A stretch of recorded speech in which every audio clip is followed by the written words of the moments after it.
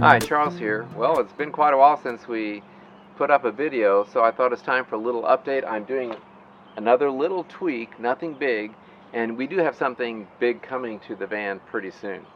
Thanks for watching. Well, one thing that has nothing to do with the van itself is behind me.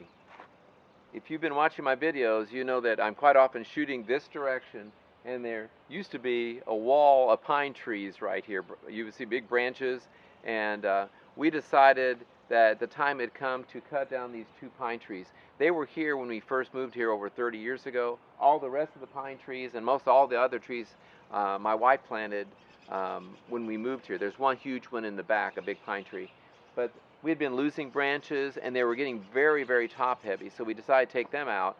And that actually does relate to the transit. So we got these cut out, and I'm planning, I may do it this summer or next fall, is I'm going to put in a big concrete pad here, 24, 26 by maybe 18, and it's going to be a parking pad for the transit, and then I'm also planning on building a carport / picnic shelter that will drive right in here. So there'll be a gap right here, grass will grow here, and then from here, not quite to that first stump, there'll be we can pull in, and I'll probably put a wall on that side because the storms come this way quite often, and maybe on the end, and it's going to just get it under a roof, and I think that's going to be a good thing. So we got that done last week, and maybe I'll throw in, while I'm talking, I'm showing you a little bit of the time lapse of it coming down. And then we also dug up the front yard. We had to put in a brand new sewer line. So that's what's been going on outside. Now let me show you what's going on with the transit. Well, before I show you the couple additions we're doing to the transit, maybe I better show you this. You've seen videos, if you watched our van build series, working in here in the cold quite often, and especially Susie doing all of her woodworking.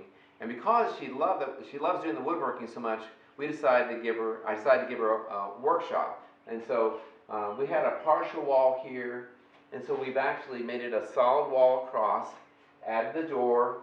Susie's going to have a window right there, and we're building a workshop in there. Let me take you in. Susie's finishing up the drywall. She can do a lot of stuff. She's great. So Susie is my woodworking queen, as you well know if you've been watching the van build series, and she deserves her own workspace, don't you? I guess. I guess. This is sort of. Can you share it? Yeah, we can share it. It was sort of an area with a workbench, but we never really utilized it. This is just a junk place. It was a junk place. Absolutely. And so it's now empty, and I really insulated it above and the walls and plastic, and then Susie's about done doing drywalling. She's becoming a drywalling queen. Yeah. But we found out it doesn't take much heat to heat this place up. I was going to run a big 240 line and put a big heater up there. We decided absolutely don't need it. We may put we are going to put a 5 or 10,000 BTU air conditioner. And I just want to cut a hole in the wall and put it here so we keep the windows. And he just wants to cut a hole in the wall. I want to cut a hole in the wall. I cut holes in the van. So anyway, in the house. Yeah. So you have big plans. Tell them what you're thinking about this place. Well, I have a lot of projects to do. Right. I'm going to paint it yellow. She's going to paint it. It's the sun. It'll be another color. Yeah, our bedroom she calls it the sunshine room. So she's already got some tools. We're going to get her some more and have dust collection and all that. But she'll have well, I would like there to be a countertop down there, and she can have one of my old iMacs. Well, you can have that though. Well, yes, but not there. Yeah, not there. Anyway, so but it's going to be a great place for her. So that's another big thing, and she's out here all the time getting this all done. So soon we'll be able to paint. Yes. And I'll put trim around everywhere, and then we can start emptying out the garage and bring the things in here. So yes. She deserves it. She's my woodworking queen. It'll be fun, won't it? I thought you were going to say drywall expert. I was like, no. No, she's not a drywall expert. Drywall not expert. Yeah, but she's doing prety good. We'll see how it turns out. Yeah. Well, the biggest change coming to the Ford Transit is this decal is going to disappear soon because we're going to have this all cut out and put in a fixed window. We've gone back and forth over the past year about that, but just recently on our last trip we thought, you know what, we'd like some more light, even though it's pretty light in there now with the white paint and the windows we have in it. But when I'm sitting there, even with my camera up there helping with the side angle, it's still a horrible blind spot. So we decided we're going to put in a fixed window here. The T-vents are nice, they're expensive. Like the ones I was looking at were $750. And I found on Van Windows Direct they had a fixed window that's glued in. It was like $250. It's like over $100 shipping, and then I'm actually going to have someone install it for me. I'm kind of done cutting holes in this van. I really am. So we're taking it to Red's Design, I think it's called, near English, Indiana. Well, we've already spoken, and sometime in April he's going to cut a hole and put that window in here. It is tinted, but we're excited about that big change. And you know, it's actually easier to do than the other windows I did, because you cut it and then you do a couple things with the gluing and hold it in and tape it and all that. And I just don't want to do it. So that one we've saved money on all the other installs that we did. So Red, he understood when I said I'm done cutting holes. He's heard that before. So we'll head down there pretty soon and have him do that for us. And we're really excited about that. And of course you'll see it. Maybe I'll film him installing it. I think that would be fun to see. Well, now I want to talk about this. I've had a love-hate relationship with this inlet, and originally this is a Marenco. It's made for boats. It installed well, no problem, and it had a 30 amp. Let me show you. It had inside. It had this. It had a 30 amp inlet, and it looks different than the one you see at a podium.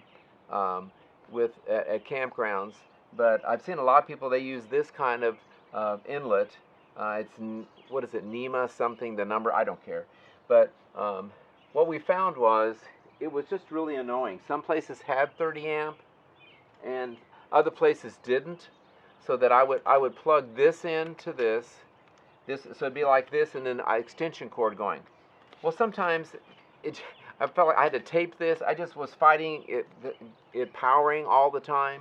And then some places don't have 30 amp, and so it just got to be a nuisance, because we really don't need 30 amp. Why did I do 30 amp?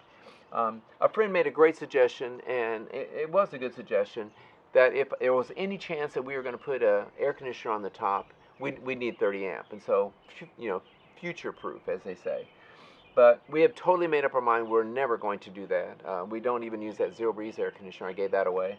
So I just wanted a simple way to run all the power in here. And so I'll show you inside. I ended up buying a Noco. I'll show you a picture. It's a Noco, and it's all put together. There's no wiring. So I've gotten rid of the ground fault outlet that was in there. Didn't really need it.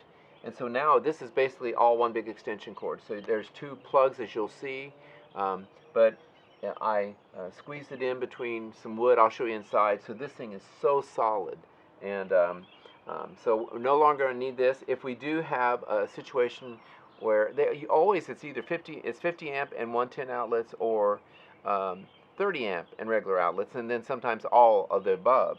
And so let's say we have 110 outlets, but they're flaky, they're not working right, and I want to use the 30. I do have an adapter, and this, what I did was, instead of just a straight plug like this with no protection, I have a surge protector that would plug into the podium. Then I would plug a regular extension cord here. Another thing, I just wanted to get rid of this big honking fat cord. It just takes up so much space, and now I'm still going to have heavy-duty extension cord to plug into power the podium at campgrounds. I'm going to have a much shorter cord and then one longer cord, and they'll take up a lot less space. So I've taken this thing off twice now, but now it's all got my silicone in. I need to clean it up a little bit, but this is just a regular 110, plug in a standard heavy-duty extension cord. Let me show you what I did inside. So now, instead of having the ground fault outlet over here where I used to have it, now I've got these two cords coming out. I think they're 18-inch, so they're coming from the outside. It's all molded, really heavy-duty, and so I will, when I'm running power, you see the orange plug down there. I've got one for the driver's side, for the outlets on the driver's side, then I've got another plug I can plug in for the passenger side outlet that's over where the sink is. So this is what I did, and it's just going to be easier when I'm plugging in the Ecoflows or my inverter. I've got the inverter that I use to run when we're on shore power. So this is just making it so much easier for me, and I don't have to worry about wires pulling out and having a short and burning down my transit. So this is all safe and solid, and I'm really happy about it. So there you go with the updates. We're really excited about that window coming in here pretty soon. just glad to get this aggravation because we just had trouble with that adapter slipping out, and also we don't have power or whatever, and so it solved it. We don't need 30 amp. We're good, no problems. And I don't have to worry again about the wires coming loose in there, even though I think I did a really good job of wiring. But everything's set now, and I'm really happy to use smaller cords and all that. It won't take up so much space. I do want to show you what I've been really working on lately. Is I've been sitting at my laptop working on our schedule for our big trip, which is going to be very end of August and virtually all of September out in Colorado. And so we're using national parks, 1 KOA, 2 private campgrounds, and HIP camp. And there's one place I'm not sure about, I can't remember, I think it's at Colorado Springs, where we might use a vanley. And vanley is where people let you park your van on their property, typically a driveway. And we're also using a city campground at Ellis, Kansas. And then I found a free city campground at Pilot Grove, Missouri. And I already called the police there and asked them about it. And so we'll probably stop there on the way back. So we are all set for back at Glacier Basin at Rocky Mountain National Park. And of course you have to be ready 6 months in advance for the day you want, so you can grab those days. So that's why I've been sitting there, and I actually got the places I wanted both at Rocky Mountain. I got a site that's down farther, it's bigger, better for us. And then Colorado National Monument, we picked a better site than we had last year. And Capitol Reef, we got a great site as well. So it pays to sit there ready to click at the moment you want to. And sometimes they'll say the system's overloaded, then you get in. So it's been fun planning all this, and it's all done, all ready for our big trip. And now we're just going to do some short trips around Indiana this spring and summer and avoid hot weather. So there you go, a little update. Too long, but that's what always happens. Thanks for watching.